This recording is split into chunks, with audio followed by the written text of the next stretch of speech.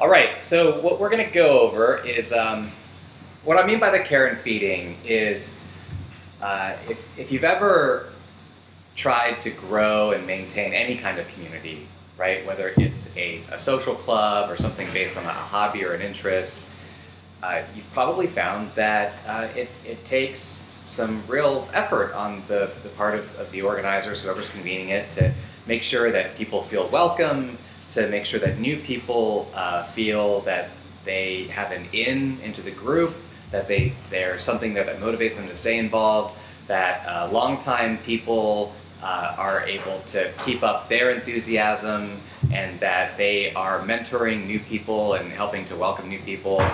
And these are, I mean, if you're really lucky, you kind of just get that chemistry where these kinds of best practices snap into place. But more often, I think it takes some intention on our part to make sure that we are running the kind of organizations that are growing.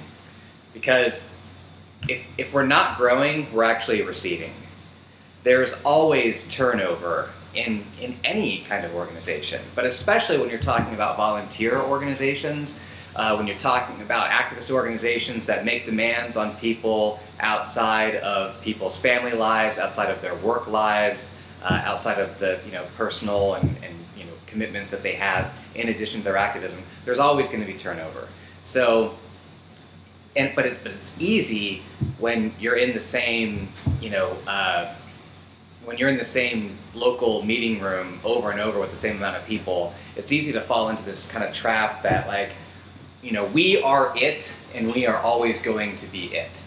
And that's dangerous from the perspective of you can lose track of the fact that there's a whole world out there of people who don't know what we have to offer and who would love to be a part of what we have to offer. So you're kind of excluding a lot of the possibilities, but you're also leaving yourself completely unprepared for the moment when a key person or persons in your organization get a new job, or get married, or have a child, or have another child, or break their leg, or get sick, or whatever. Any number of things which might take them out of commission for a while, or for even a long while. And then, that's the kind of thing that can make a local or an organization that's kind of teetering on the edge, make it basically disintegrate. So you want to have as many engaged, organic leaders in your organization as possible, so that you're always going to have key people who you rely on more than others. But if one of those people gets taken out of the picture, you don't just fall apart, right? You keep growing, you stay strong, everyone's learning and developing their capacities. So we're going to go over some of the practicals of that. And let's see, we started at 4. We can go until, let's see, it's a 45-minute session. So let's go until 4:30. Well, let's check and see where we're at 4:30, and then we'll move to question and answer either at that point or as soon as possible thereafter. So we'll have like 15 or 10 minutes of question and answer, hopefully more like 15. All right, so a lot of, or at least some of you who I see here are already part of organizations that have achieved impressive things within our state, and so I definitely want to hear feedback from you, what practices you have found to be best to grow and develop. And some of you are part of, maybe you're not in a place currently that has an active Green Party local or county organization, and you will have great ideas too that are insightful about the kind of community that you're organizing in. And so we appreciate those contributions, and we appreciate your interest in growing the party, because this really is the future, right? Is developing robust, engaged, organic leader Greens throughout New York State. That's where we find our candidates. That's where we find our party leaders. It's where we find the people who are going to innovate and build and take us to the next level and the level beyond that. So starting with how your organization is organized, right? It's hard to have organization without communication. And so just to briefly go over a couple terms, when I say a local is kind of it's roughly analogous to what in other parties they call a political club. It's like when you hear about a Democratic club or a Republican club. In the Green Party, we call them locals. And these are organizations which, at this stage in our party's constitution, it hasn't always been like this, but at this stage, there's not necessarily a formal relationship between the local and the legal party as it is recognized by the Board of Elections, except for the fact that you are all, or at least mostly, registered Greens. And so there are a couple cases where you might find yourselves in a local. One is in Brooklyn, for instance. Brooklyn is a county, it's Kings County, but over time there have been other locals in Brooklyn. But right now there's just one active local, the Park Slope Greens. It's a neighborhood-based group, and but at other times there have been North Brooklyn Greens and other neighborhoods. So whereas the Board of Elections, the law basically registers the state party and the county party as the two main units of recognized organization. When you get to the neighborhood level, because Brooklyn has like 4 million people in it, literally. So having just one group of Greens, to me, for all of Brooklyn is insane. So ideally, we would have multiple, neighborhood locals within that, all of whom are also supporting the Kings County organization and also are tapped into the state party as well. So that's one situation where you might have locals, is that your county's so big and densely populated, you've got more than one club within that. Another instance in which you might have a local is if you don't have an organized county yet, maybe it's gonna be a while before you have an organized county, and so the group that you have, until you are an officially recognized county party by the state, you might want to call yourselves a local, or I'm going to refer to that as a local for the purposes of this demonstration. But it seems like in a lot of places outside of New York City, the county is the local. So the Green Party of Onondaga County, which is essentially the Syracuse local, like that's both the officially state party recognized county organization and it's their local. So any questions about organized counties versus locals? Yes, I see. There, no such thing as a local committee when there's no county committee, or as opposed to the local. There's a distinction between a town or municipal committee versus a local, right? Well, I'm not sure what you mean by committee. Like if you're talking about a group of Greens, like where 2 or 3 are gathered in my name kind of a thing? In the election law, there are committees. Oh, yeah. No. Okay, that's a really great point. There's like clubs and everything which apparently have almost the same obligations. Yeah. So we kind of completely scrap the way Board of Election laws refer to county committees and party committees. Because the way that it's constituted is really not fit for a party of our size. What we've done is we say that basically all authority rests in the state committee, and then the state committee vests authority in officially recognized county organizations. And that's okay with state law? They haven't challenged us yet. Yes, Craig. Wait. We don't want to go too far in the weeds about how the Board of Elections does things, because that's not how we do it. You have 30 seconds. The board actually says the state committee can create any other committees it wants. We can't do their county committee, so we created county organization. So state committee actually has some leeway on how it creates things. The board allows that. Right.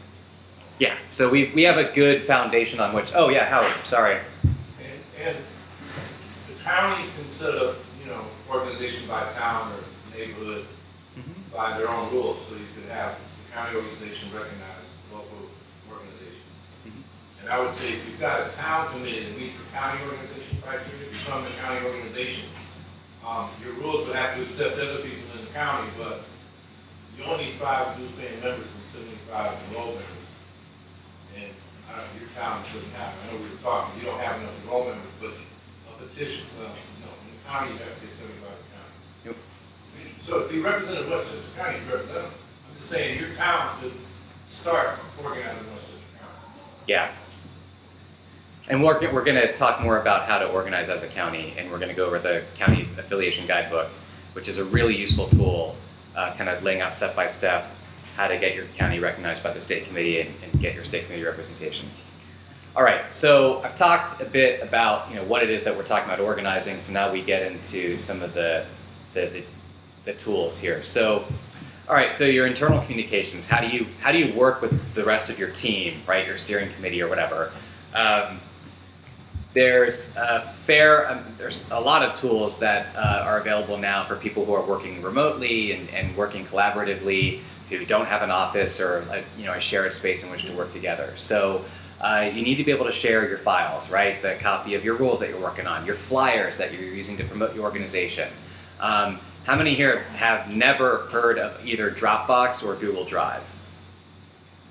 Okay, so just very quickly, both Dropbox and Google Drive are free services that allow people to share files with each other on their computers very easily. So you designate a folder on your computer, and whatever files you drag into that folder get shared on the other people's computer who you have shared that folder with via Dropbox. Or on Google Drive, you log into Google Drive, it's part of Google Apps. If you have a Gmail account, you have access to this.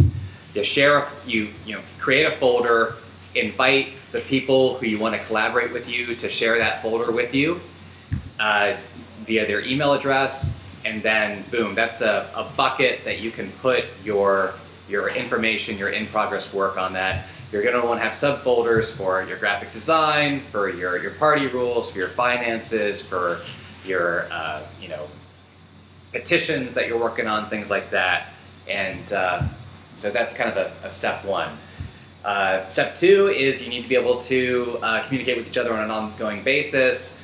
Discussion lists are pretty, it's a long-standing tool for that. You can sign up for a free discussion list at Yahoo Groups. Yahoo's kind of getting long in the tooth, but they have some useful tools still. You go to groups.yahoo.com.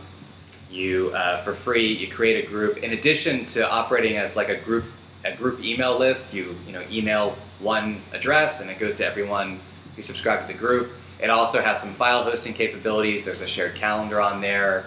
It's pretty handy. We use that for our state committee and state working committees. Google Groups also shares a similar discussion list. You can do that.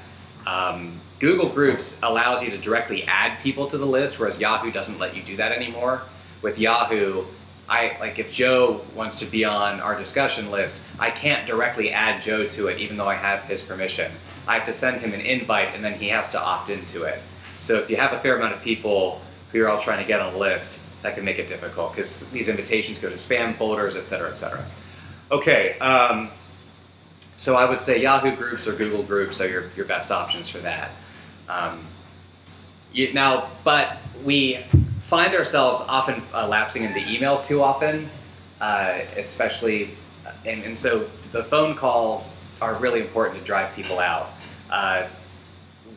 It's all well and good, people will sign up to your email list, but it's really when they get a phone call that, or even if it's just a voicemail, although you want to try and get a confirmed call, that's how you get people to commit that they're going to actually show up at a time and place where you're having either an event or you need volunteers or whatever. So I've long fantasized about us having a phone tree locally in either Park Slope Greens or in the Green Party Brooklyn. The phone tree was a federated tool for a long time for activists and organizers for decades. Now you can do group texting. That's a little bit more immediate than an email, but there are a lot of people, especially of a certain age, who don't like to get group text or don't want to be texting on a regular basis. You don't know what people's text plans are, so that's a way. Oh yeah, go ahead, Frank. The opposite is true too. Younger people don't want to answer the phone. Yeah, exactly. So, yeah, so you can do both, or either or. Find out. It's going to take a diversity of tools wherever you are. Conference calls can be good for. There are free conference call services. I think freeconferencecall.com is one. You sign up, you get usually an out-of-state phone number, but it's usually within the United States. So if you have mobile devices, it shouldn't be anything expensive or prohibitive. If you can't meet in person, conference calls are a good way to supplement that. If you want to take that a step further technologically, you could do Skype video calls within small groups, or you could do Google Hangouts with even larger groups, get a video. If you have a fairly dispersed county, or you have some people in your county who can't make it out to meetings, it's not a substitute for face-to-face, but it's better than not convening at all. So that's the thing to keep in mind. And pretty much every laptop these days comes with an integrated webcam and microphone. So people should be able to participate that way, and it's free as long as but they need to be on a broadband internet connection. So any questions about internal communications, how you talk to your people that you're working with? If all of this is like supremely redundant to your experiences, I apologize. It's hard to know with the group where they're coming from. Okay, great. So some use here. So moving into the external, right, just how you talk to the rest of the world, or maybe even just how you talk to the people who are outside of your steering committee, that's where you get into some of the more mass communication stuff. And the key to organizing, or what the goal of organizing is, if you imagine a target, right, or a bullseye,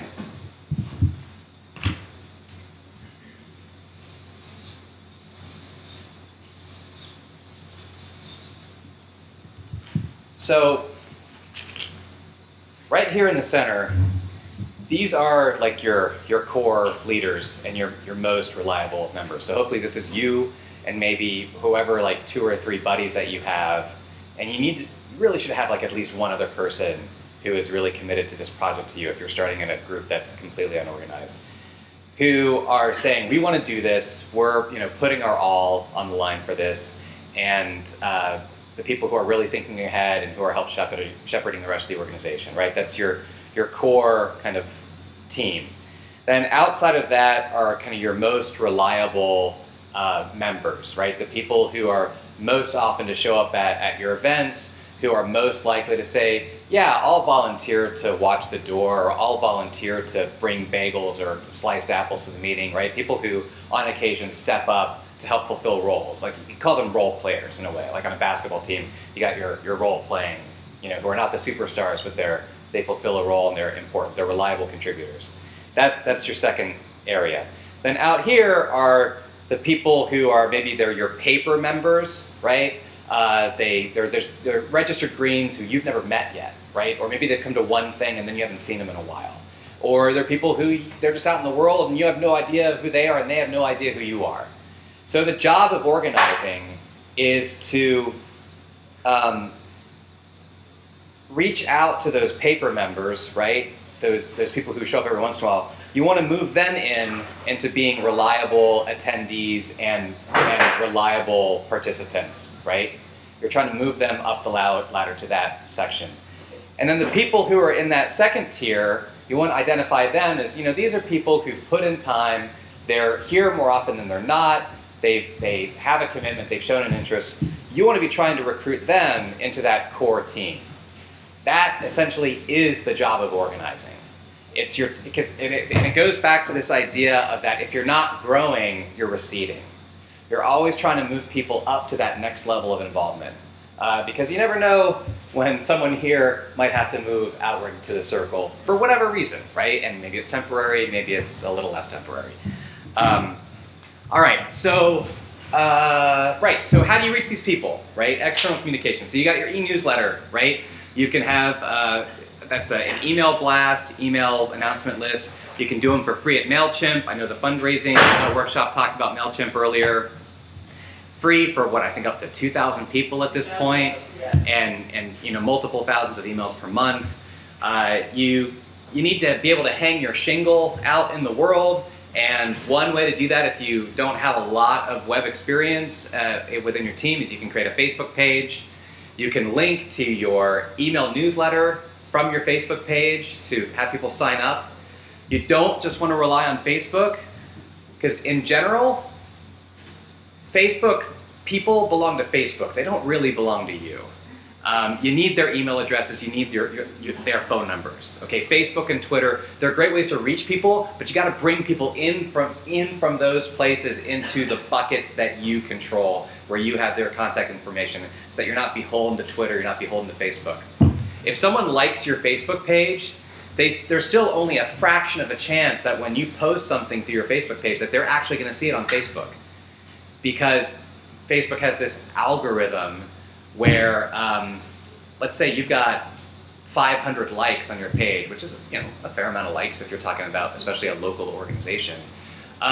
When you post something out on your page, it's only going to go to the feed of maybe, I don't know, 75 of your people, if that. Unless, of course, you pay, right? You can pay Facebook to boost your post, which will then make it reach more of the people who have already said they like your organization, right? So, yes, you need to be posting to Facebook because people share Facebook posts. That's a way that you reach friends of your friends. It's a way to draw people in. But make sure that you're directing them either to your events, where you meet them in person and get their sign up in person, or to your email list. But a Facebook page is a really effective way to very quickly get up a presence where people can find you online. A little bit more involved than that would be to sign up for a free blog at a place like WordPress.com. So you do, X, Green Party, whatever at .wordpress.com. If you have any WordPress experience, then that's a very quick way to set up a page. You can have sub pages about us, our candidates this year, blah, blah, blah, and again, linking to your email list. WordPress is really user-friendly. There's a lot of documentation about it, a lot of tutorials online, video tutorials to help you learn about WordPress. So after you get your Facebook thing online, that's where I suggest going next. Above and beyond that, there are options like Nation Builder, which are pretty low cost and give you some really comprehensive tools. Might be a little overpowered for what you're doing at first. The thing about MailChimp is you can have custom fields. You don't just have to collect just their email addresses. You can collect their phone number, their neighborhood, things like that. That would actually be, I think, a good workshop in the future, is like how to make the most of MailChimp. Yeah. What is it? It's mail. What's the name? MailChimp. M-A-I-L-C-H-I-M-P. They have a monkey as their, or chimpanzee, I guess, as their. Chimps are monkeys. Okay, good to know. I didn't want to assume, Is that a couple of years old, or is it really old? MailChimp is very established. I think they've been around for at least 5 years, maybe closer to 10. They're not a fly-by-night organization. And then as your list grows, you can have an actual paid account with them. When you've got some donations, you're getting supporting members dues funneled back to you. Okay, so. But also, for external communications, you need to be flyering in your community, right? Again, there's this trap of relying on the online only, right? So it's online, phone calls, flyers, right?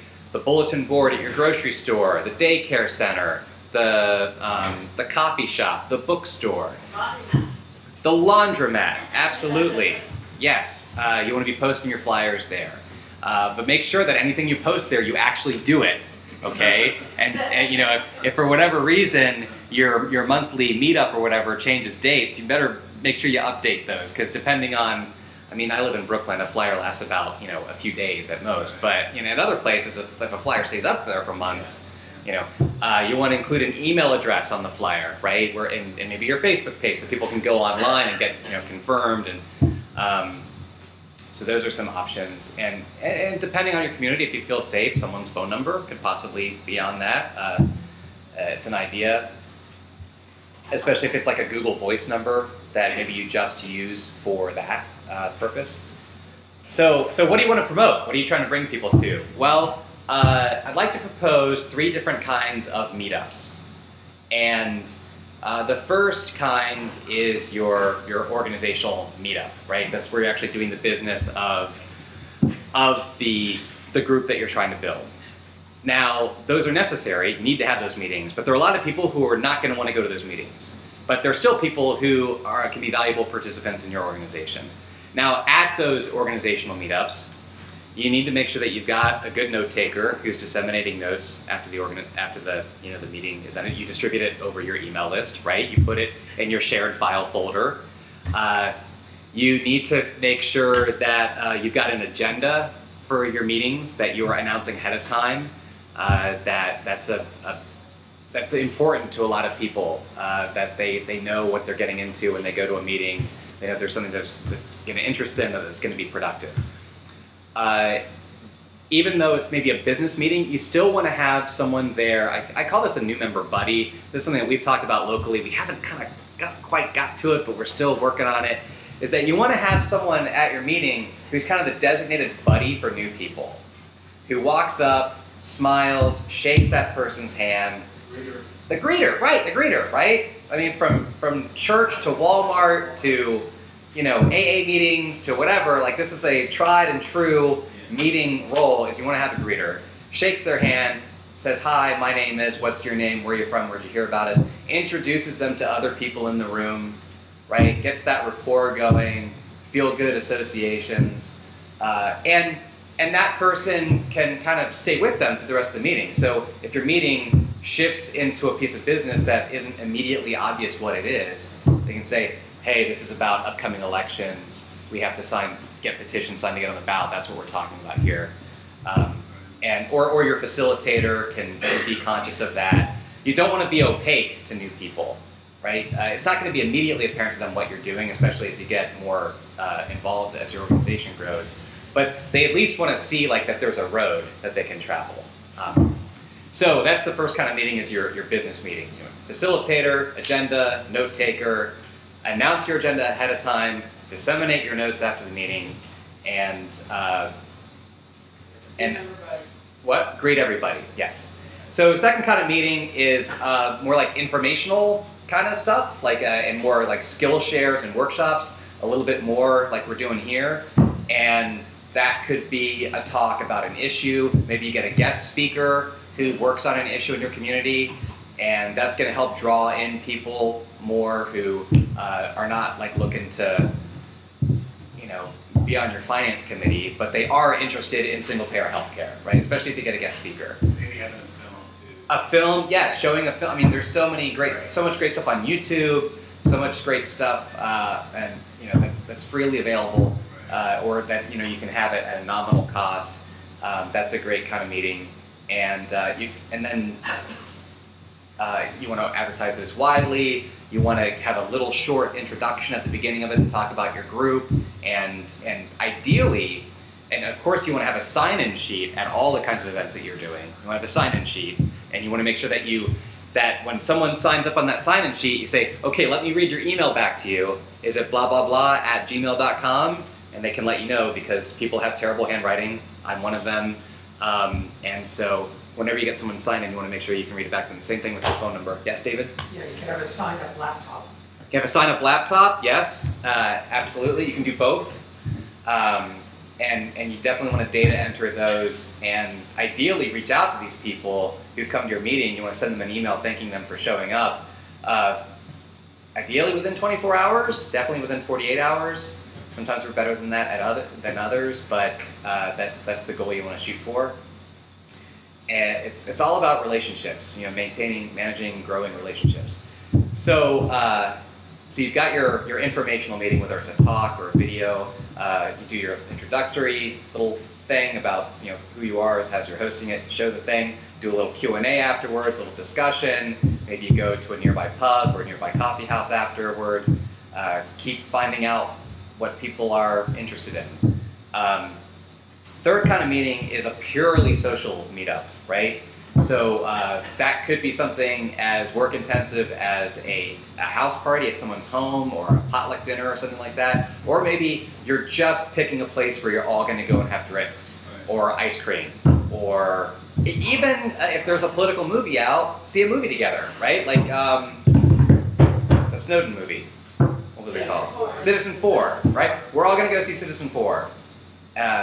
And it's a very low-key, relatively low-effort way to, again, see people. It helps with camaraderie, morale, all these things.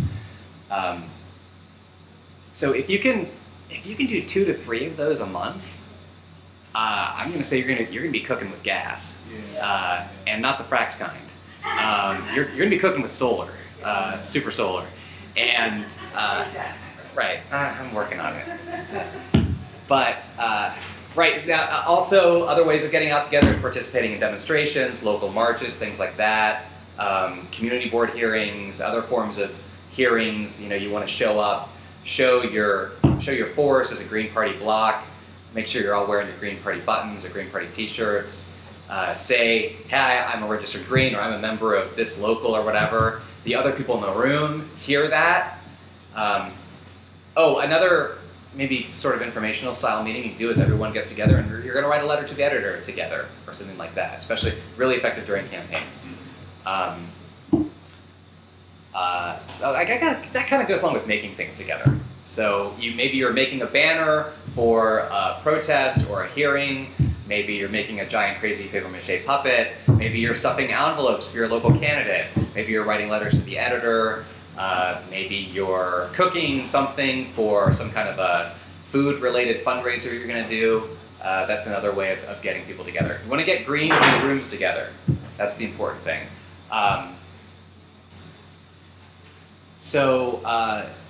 Under culture, I've already talked about a few of these items. I talked about buddies and greeters.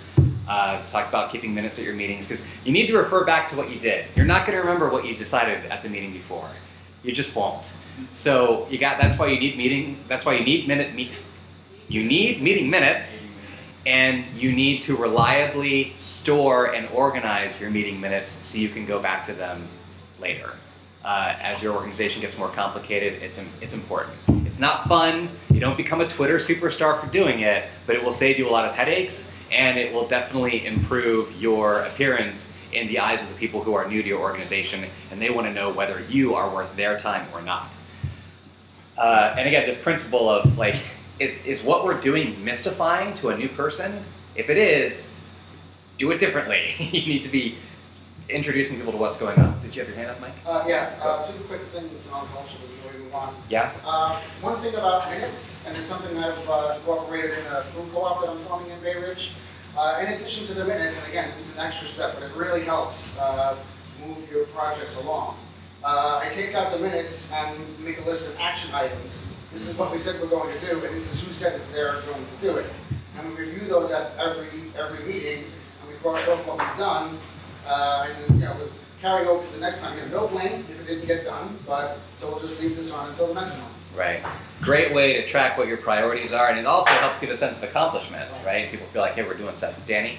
I'm sorry. I'm sorry. Sorry, go ahead. Another point. About the member buddies, I would take it a step further, and in coordination with the third kind of meeting, the purely social component, is that you try and make sure that any new folks that come to those social meetings, someone, it doesn't have to be one person at the meeting, but make an interpersonal contact with these new folks, because then you're building interpersonal relationships on top of the organization that you're trying to build. So further down the line, when I ask someone to do something, they're not only, if they don't do it, not only they're not letting down the organization, they're letting me down. So there's an extra level of guilt.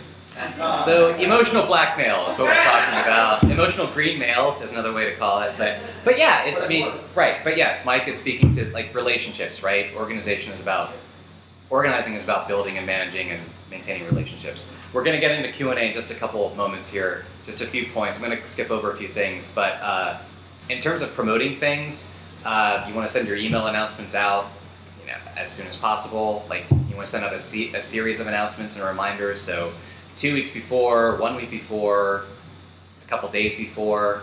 The rule of doubles, or maybe more accurately, the rule of halves is, so let's say you're hoping to get 10 people to show up for an event. You're going to need 20 RSVPs to get 10 people to show up, and you're going to need to reach out to at least 40 people to get 20 RSVPs. And by reach out, I mean you've actually spoken to them on the phone or in person, not just that they've received an email. That's like getting into the hundreds, right? So you need to have actually 40 confirmed human conversations to get 20 RSVPs to get 10 people to show up. Now, maybe the numbers will work more in your favor, but that's about the baseline. That's what you need to be going by. If you need that minimum 10, that's the kind of formula you should be going by. And so now I'm going to talk just really quickly about the county affiliation guidebook, because I know there are a lot of people here who want to form counties, and then also maybe just talk about precincts real quick, and then we'll get into Q&A. So this is the GPNYS County Affiliation Workbook or Guidebook, and the goal of this is that it takes the verbiage that's in our rules, our party rules for how counties are allowed to affiliate, and it explains what the different terms are. It talks about the difference between just enrolled Greens versus supporting members, what are party rules, and includes our contact information if you have any questions. And then it gets into what the different requirements are, what those requirements mean, and how to fulfill them. So for instance, baseline requirement to become an organized county is you need to have at least 75 registered Greens in your county. And you can find that out from the State Board of Elections website, Google New York State Board of Elections, and then the section it's under is, I believe, enrollment statistics. There's a PDF that shows you the enrollment by county. There's inactive and active. You want to go by the active number.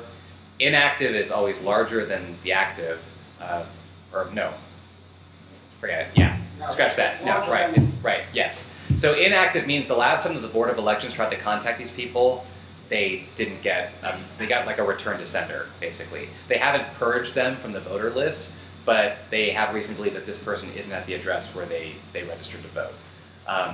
So you want to go by your active number. Is this accessible through the GPNSY website? Yes, under Get Involved. Yeah, gpnys.com.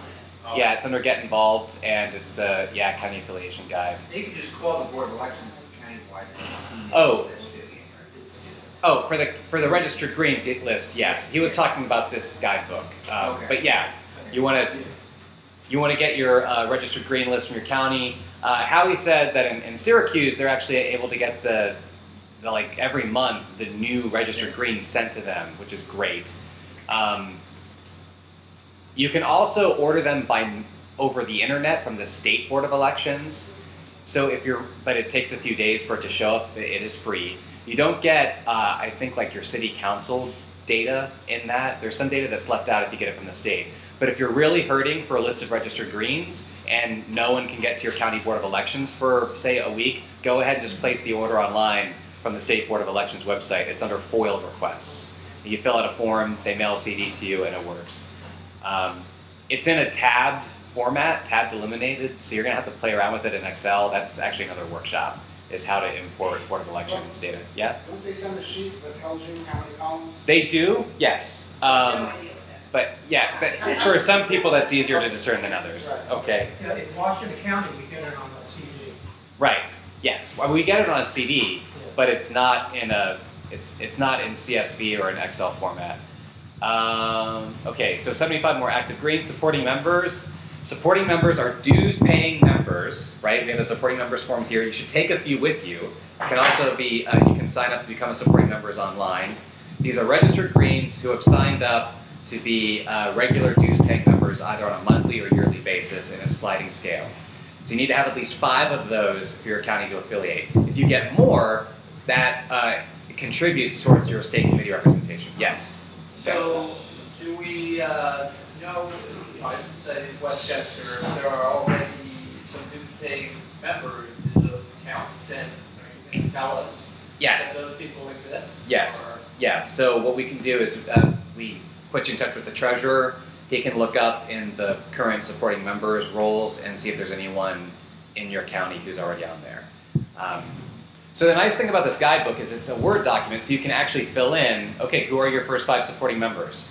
And then save that and track it and track the progress as you go.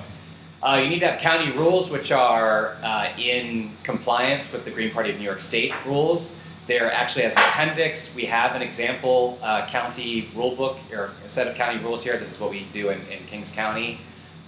So you can use that as your template. you can add to that as long as they don't explicitly violate what our state rules call for. So for instance, if you decide that you want to be able to fuse it with Democrats, that we're not going to accept that. And then you need to elect officers in accordance to your rules. We use single transferable vote for our officers. For internal elections, we do, what else? So you need to elect the presiding officer, a secretary, and a treasurer.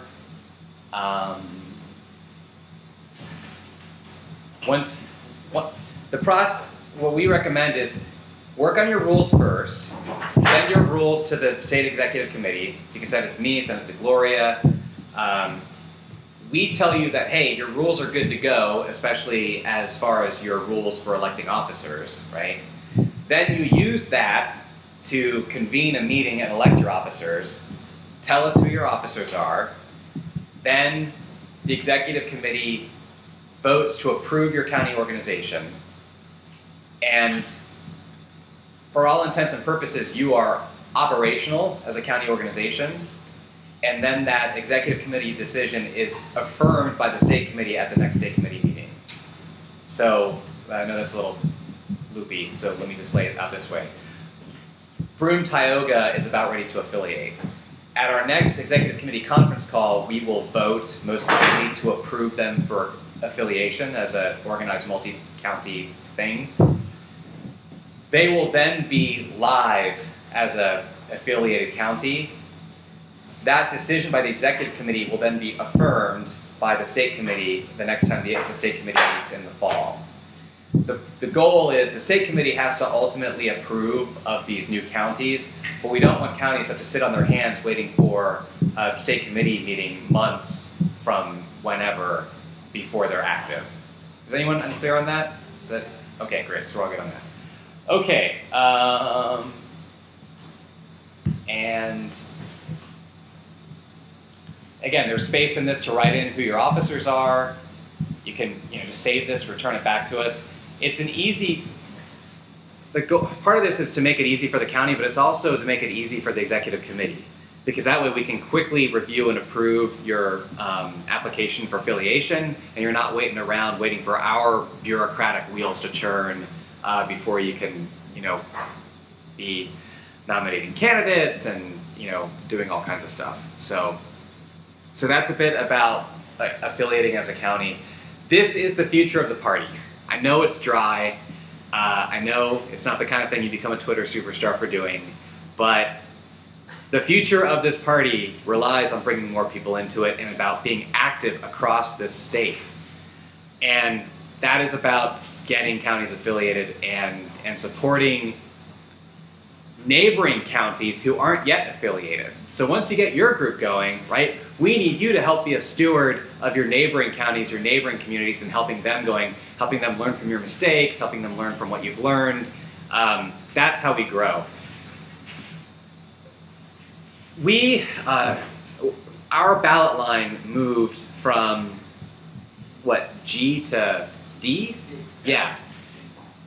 Which means we have a more desirable ballot line than we've had before. Which, C. No, it's D. The conservatives are in front of us. Yeah. So it's now more enticing forever for the corporate parties to raid our ballot line through the undemocratic process known as opportunity to ballot. The best defense against that is to run candidates for every available office so that those are not open for being taken through the opportunity to ballot process. So the more counties we have, the more members we have, and the more spread out they are, the more we can run for office, build our name, build our experiences, build our capacities. So I, of course, went over time. It's now 45 after, but no one is yet calling for us to stop, so I will stop. Gloria, can we do a couple minutes for Q&A? Are there any questions? The next thing is to start until 5. Well, Close the plenary. Right, we kind of move things. we move things around. Yeah, we started early. So, okay. Joe, then Steve, then Chris, and then Margaret. So if you Sorry, Joe. don't have 5 dues-paying members in your county, what is the process for forming an organization involving multiple a state committee permission, or you just get together with the people? How would that work? Well, we would really like you to try very hard to get 5 supporting members in your Okay, county. okay. Yeah, we really need you to do that. Multi-county organizations are, I mean, if you're in a really rural area, then let's talk, you know. I think the multi-county is really for more when you don't have 75 registered greens. Okay. Yeah, so, okay, I'm gonna skip to Margaret. Well, I just wonder what the cure is to get people involved. Say, Joe, somebody wants to be on the state committee, so he needs to get a county organization. But what's in it for the other greens? It's another meeting for them to go to. It's another, you know. Right. How do you sell it? Well, it puts the decision-making power about local candidates in your hands. It gives your community. It sounds like you're going to want me to run for office. Not well. I guess if you're working with people who aren't in, I assume that there are some issues in your community. Oh, sure. I'm assuming that there's some issues in your community that really directly impact people's lives. Good issue. I would start with that and say that the way that we fight that is we need to build independent political power. And this is one way to do it. And the 501c3s are, you know, when it comes time to run someone for office, they either can't participate or they by de facto, in their way under the table, support the Democrats. So start with where it's at in people's lives. This was kind of this was more technical. I mean, like getting to people's stories and what's important to them and kind of their personal connection to the issues. That's another workshop, unfortunately. Steve, yes, and then Chris. I just want to raise one of my pet peeves. I'm trying to keep it later to talk, but I assume you didn't talk about this. Okay. And it's not just the Green Party. There's a whole culture right now of last-minute notifications about stuff. I get an email a day before about an event that's happening tomorrow. And the Green Party does this to me all the time. I want to urge us, as part of our culture of local events and meetings, is plan in advance and get out notices in advance so people like me who have busy schedules can, you know, put it on our calendar, know what's going to happen. Right.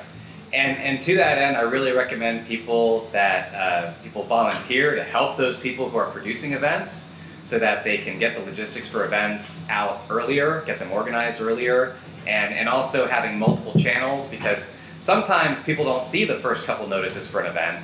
They just see the last notice for an event, and they don't know that there ever were notices earlier. They just feel like, oh, I'm just being told now, you know? So that's why it's good to have multiple channels for letting people know things, because it's more of a chance that they'll see it. Chris? Always have food at your meetings, always. Food? Sure, yeah. Sliced apples, graham crackers, whatever. Yeah, for public events, especially when candidates are running, it's really important to develop a relationship with the local press. Yeah. To contact them, not just with the email, PR, but follow a phone call. And the media, for the most part, uses Twitter far more than Facebook or anything else for connecting with late-breaking news. So that's really how you want to connect with the media as well. Yeah, your informational events might well get a write-up, or even just a calendar listing for your events, depending on the publication. Karen. Yeah, I was going to say, is it Margaret? You know, I think your question is very important. What is in it for people to join the Green Party? And in general, I don't think the party has worked hard enough to develop that message. And it really is hard, because it is another meeting, and we are competing with everything else that people could be doing with their time. And I do think you're right. It's about the issues that they care about and the role that an independent political force can play. For some people, that's going to be too abstract, I think. So then if you can talk about, you know, just specifically the issue in your community, you can be organizing a march, you can be organizing, you know, a chain around City Hall or whatever it is. And I think you also really have to talk about electoral politics, but that's, that's what we do. We're a political party. We do these other things, but what makes us different from the 501c3s is that we directly, combat these people who are making the decisions in our government. Whether it's at the school board level or the presidential level, that's what we do. And there's a lot of different ways you can get involved in that, whether it's, writing Facebook posts or it's running for office for yourself or being secretary, which is an incredibly important position that nobody wants to do. That's right. But I just think we have to get really comfortable with talking about that. We're all here because we really believe in this. But it's not necessarily that obvious, even to somebody who's politically active, why. And also it speaks to this model of like bringing people in gradually. So for a lot of people at first, like, no, they're not looking to take on a role or go to a meeting every month, but like they might say, oh yeah, I was meaning to see Citizen 4, so I'll see it with these guys, and then you're building that staircase gradually. It's a combination of, like, again, the issues that affect people's lives, but also personal relationships. For a lot of times, because someone who matters to them asked them to come to a meeting or asked them to do something, come with them to a protest or, whatever. It's a combination of the personal and the issue passion, I think. There's, Dan. Just going back. Sure. And practicing, like, things like the secretary taking notes. Like, when I found out we didn't have to take word for word notes, I was like much more willing to take notes. Yeah. And I realized all notes really have to be is what you decide. Decision and the list of who said what they did. I was like, sure, I could do that. But when I was overwhelmed with, I had to take word, then I got to go home and type it out. Yeah. It's time consuming. So, and it's, of course you want to spread the work well, but also if somebody has an expertise in something, like I don't mind taking notes now in the national committee where it's not called because I know it's so easy. All I have to do is, now sometimes I have to tease out what the heck they just said. Right. Frequently. Because what did you just decide? But once you get that, so in terms of like that thing of easing a person into a role, Right. it's like if one person is good at something, there's no Right. it's comfortable doing it, there's no problem doing it, but then they can also shepherd to the next person who can do it instead of saying when that person's asking, okay, well, somebody's got to take notes now. Right. Always having your backup. And it again speaks to this idea of don't assume that people know what you mean about almost anything, really, right? People come from such a diverse array of backgrounds, they know different stuff, they don't know other stuff. Don't assume that everyone knows what it means to take notes in your meeting. You gotta share that knowledge. Chris, and then we have people coming back in, so I'm gonna have to close the... Can you explain concisely what single transferable vote means? Yeah, so instant runoff voting is another word for it. So let's say you have 3 people running for a single seat. You get to rank, it's also ranked choice voting is another word for it. You get to rank the order of preference for your candidates. So if you've got, I don't know, Sid, Jane, and Larry, and that's the order of preference that you have for who you want to fill this officer seat that's in, if you count the first round of votes, so the first ranked choices, right? If Sid loses in that round, then, but Jane is still in the race, because Jane is your number 2, your vote devolves to Jane, okay? So you get to, this one of the reasons we advocate for this in public elections is you get to, it helps erase this idea of the spoiler, right? You can vote for who you really want while also defending yourself from who you really don't want. That was a really sloppy, short attempt. Howie can do it better. Howie, and then we gotta stop. Well, the instant runoff voting through single seat races. So Yes. takes a majority, nobody gets a majority. The last candidate is eliminated. Those ballots are transferred to second choice to the candidate has a majority of the votes. You can also use single transferable vote, ranked choice voting for multi-seat elections, and you get proportional results. So the winning threshold in a 10-seat city council race, for example, would be 10% of those votes. So that's the winning threshold. Anybody gets 10% plus one as you go through the, and it's, I won't explain how you count the ballots. Yeah. You don't just distribute the second ones. You gotta redistribute them fractionally. It's complicated. There is software that helps with it, Go though. look it up on Google and have fun. Yeah, there is And we software. have a program with Green developed, so Yeah. you can do it online. You just punch in the results, and the computer will spit out the results and show you how you got to where you got to in the multi-seat election. So if you're electing internally, an 8-member state committee. Right. Do it. Okay. All right. Since no one's asking us to stop, sure, Margaret, go ahead. No, I'm just going to say that's exactly what people don't like about it, because it's mystified. They can't say, hey, that's, you were cheating. And you can see how each ballot is transferred. You've got the paper ballots to retrace it. Okay. Yeah, I'm gonna say this is outside the scope of my workshop, and so we can keep talking about this. We can go out in the sunshine and talk about single transferable vote tabulations, but just to say the least, that it is something that is in our state party rules, and we do call for counties to use it. And maybe it's more of an idea that it's unfamiliar to people, as opposed to being inherently mystified. But I'm sure there are people who disagree with that. All right, thank you for listening and participating. Hope it was helpful.